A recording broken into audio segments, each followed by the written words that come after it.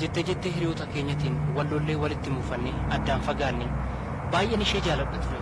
Sana booda akkan ishee hin arganneef bilbila ishee cufattee na jalaa dhokatte. Dhokadhee karaa isheen manatti ittiin galtu irratti eegus argachuu hin dandeenye.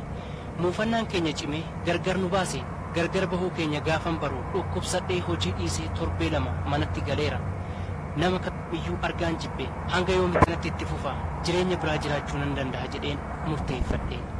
Ishee dagachuuf jecha intala takkaan wal bareen hiriyummaaf gaafadhe tole naan jette. Intalli yuunivarsiitii irraa eebbifamteet hojii barbaacha magaala teessi malee dhalattuu magaala sanaatii miti. Achiis beeksisa hordofee hojii barbaade fi amma hojii qabatteetti. Intala tanaan erga wal bare reefu ji'oota afuri miidhaa jaalalaa hiriyaatoo jalqabaa sanarraa na bayyanachiisteetti. Amma ishee sana baay'ee yaade hin beeku. Yeroo tokko garuu waggoota namaan jaalalaan dabarsine yoo yaadadhu mataana dhukkuba. Ana dura hiriyaa biraa qabaattus anaaf hiriyaatoo jalqabaati.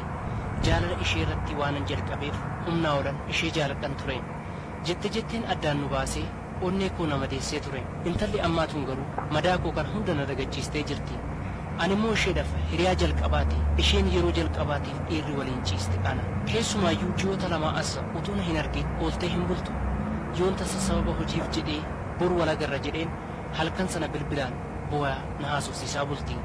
Gaarummaan ishee nama kaminiyyuu hin dorgomsiifamu. Maanguddoota ergee kaadhimmadhee mana qopheessatti abbaa warraa fi haadha warraatti jennee waliif mallatteessinee guyyaa itti mana tokko jiraannu eegaa jirra. Kun immoo ulfina maatii keenya lachuutisuu murteessadha jennee walumaan mari'annee amma mana adda addaa jiraachaa jirra. Utuma akkanaan jirru tibbuma darbee kana magaalaa keessa utuun deemaa jiru hiriyaatoo ji'a torbatu gargar baane tanaan walitti dhufne. Wantan amanuu dadhabin arge ulfa guutuu taatee dubartoota lama waliin deemaa jirti. Anatu ishee arge malee isheen hin agarre.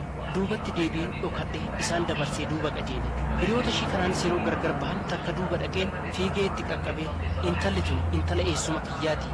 Biyyaa baqattee dhuftee as jirti. Yoon itti mul'adhe gaarii hin ta'u jedheen.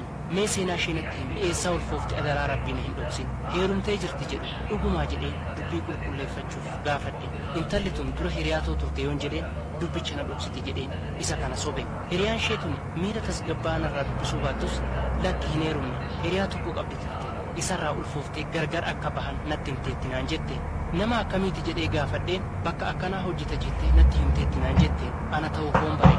Duubatti deebiin bakka isheen seente sana hanga baatutti hojii koo hafeen taa'ee eege. Yeroo na agartu boorsaa baattu narratti darbattee eeyyitee na baqatte.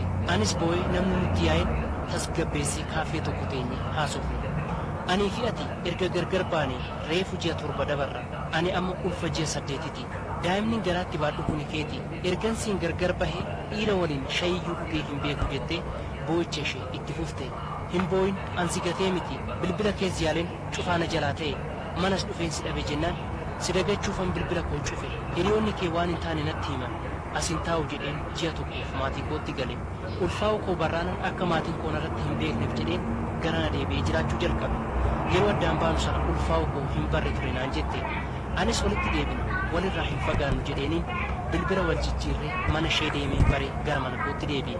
Amma isheedhaan walitti araaramuu fi intala lammaffaa tana akkamittan dhiisa. Abbaa warraa koo boruu jettee narratti of gattee waliif mallatteessinee jaalalaan na simattee guyyaa maatii keenyaaf affeerraa laaqanaa goonee waliin gallu eegaa jirti. Ishee duraa tana dhiisuttis baay'een ishee jaaladha. Anaaf isheen jaalallee jalqabaati. Kana biraan immoo amma daa'ima koo garaatti baattee jirti. Durumayyuu yaaliin ishee argachuudhaaf taa'isitu naaf hin milkoofne malee ishee barbaadan ture. Kanaaf yaa dhaggeeffattoota marii otoo isin taatanii maal gootu garatti murteessuu dhabeen jiraatii hiriyaa ta'e ishee dura daa'ima garaatti siif baatte sanatti deebiinaan jettu moo ishii dhabuu keetiin miidhaa jaalalaa sirra gahaa ture sana kan si bayyanachiiste jaalalaanis si simattee si amantee waa hunda si waliin raawwatteetti waan ta'eef ishee waliin jiraadhu naan jettu otoo isin taatan maal gootu.